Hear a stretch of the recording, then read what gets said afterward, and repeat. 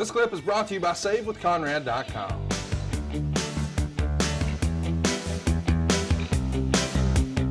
So our main event here is going to be, or maybe not our main event, our last match is Nikita and Josh Stroud. Man, I love the introduction of this cage for Cornette, and I love Cornette selling it. That was good stuff. Yeah. Are you kind of surprised? I guess maybe they said that he would not wrestle on TV again until Magnum agreed. I guess Magnum agreed, right? Yes. Because here he is. He ain't scared of no commie. No, he's saying this is his last appearance. Oh, last appearance. Okay, got it. Yeah. Yeah, okay. You also heard Tully Blanchard call his shot, when he said earlier, I'm going to be the world champ within 4 weeks, within 1 month. And he did it. Yeah.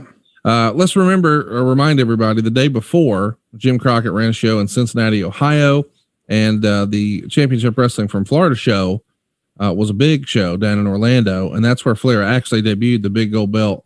He goes to a double count out with Barry Windham there, and it won match of the year in the Observer. The next day, here we are.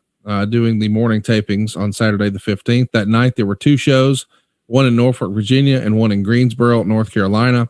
In North Carolina, it was Flair and Garvin on top with Dusty and Arn right underneath. And how about this? In the third from the top spot, the Rock and Rolls versus the Midnights. What a loaded card that was. Wow. The other town, Norfolk, it actually got a pretty good main event too, with Magnum taking on Nikita in a lumberjack match.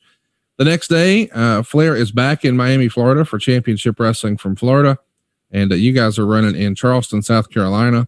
On the 17th, it's a TV taping in Fayetteville, North Carolina. On the 18th, you're in Greenville, South Carolina, and Rock Hill, South Carolina, where you're doing some TV taping. Then on the 19th, you run a special show in the Pennsylvania area, King of Prussia. Believe it or not, you ran Pennsylvania here in 86. And then the following day, you did Battlestar 86, which is like a co-promoted show between Jim Crockett Promotions and the AWA in Baltimore. On top, it would be the Road Warriors working with the Russians. Right underneath, it was Dusty versus Flair. They also had Hanson versus Sergeant Slaughter. It was a loaded show, 13,000 people in Baltimore. And then, of course, on the 21st, one last shot. It's in Richmond, Virginia, Flair and Dusty on top. And then we're back here for next week's TV tapings on the 22nd. But man, you guys are all over the place and blowing up and doing real well. I mean, that was a 1 week span.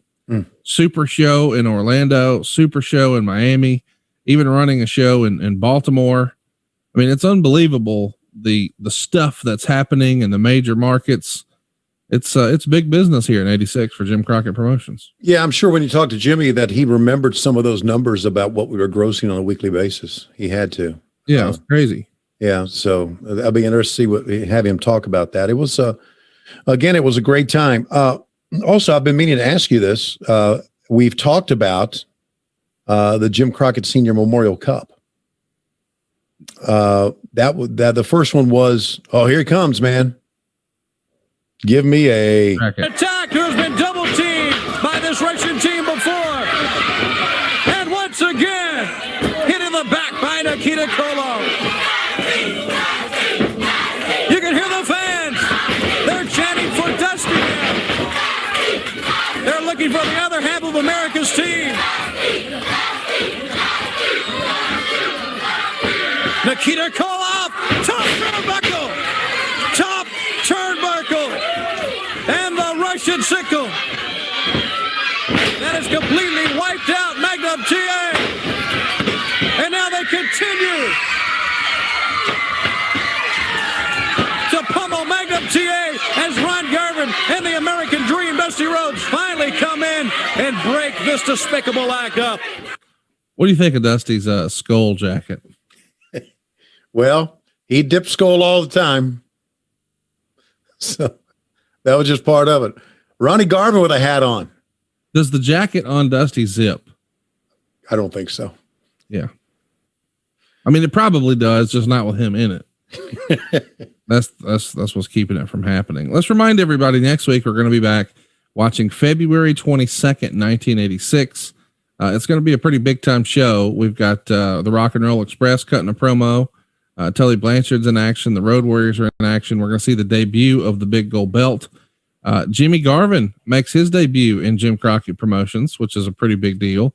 We also see that Tejo Khan actually debut in the ring. Flair's cutting a promo about the Crockett Cup. Cornette is still deathly afraid of being locked in that cage.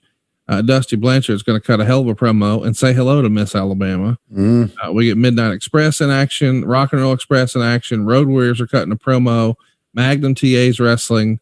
Lots of great stuff happening on What Happened When next week.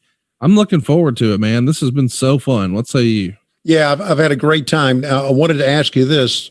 A great time doing this, and I appreciate all the positive feedback doing this. Again, we've told some stories that normally I wouldn't have remembered, right? Until we watch it. So, but I appreciate all the great feedback. I wanted to ask you about the Crockett Cup, the first one, 86, which is going to be in New Orleans. Is that available? Yeah, we're going to watch it. Hot damn. That was an exciting time for me. Hey, it's Conrad Thompson. Thanks for checking out the podcast here on YouTube. Be sure to hit the subscribe button and the notifications bell so you get a notice anytime we upload some new content. And go save yourself some money right now. If you're in a 30-year loan or you have credit card debt, it's not a matter of if I can save you money. It's a matter of how much. Find out right now for free at SaveWithConrad.com.